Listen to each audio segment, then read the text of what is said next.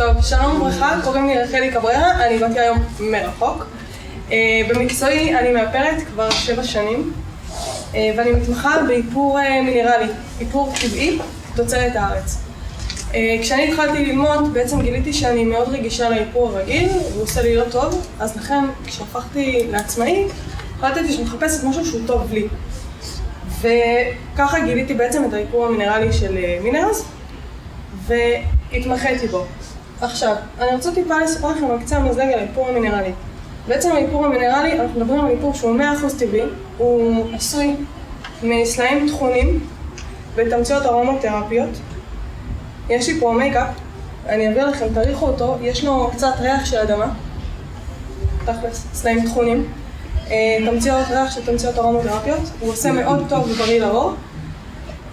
מה שכן, יש בו עוד משהו מאוד חשוב לכולנו בשמש הישראלית, מינרל שקוראים לו טיטניום דיאוקסיד, שהוא פשוט חוסם את השמש ולהיכנס לעור, ומונע בעצם את כל הפגמים שהשמש נותנת לנו, זקנה, קמטים, כתמים וכולי.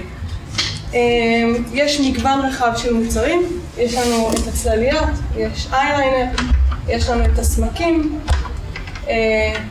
ברונזרים מהממים, וכמובן, כמו שראיתם, את המייקאפ שמסתובב.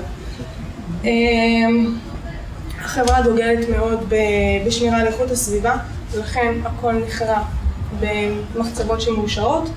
המברשות עשויות אך ורק משיער סינתטי כדי לא לפגוע בבעלי חיים. התמציות הארומותרפיות הן עשויות מגידולים אורגניים. זה על קצה המזלג.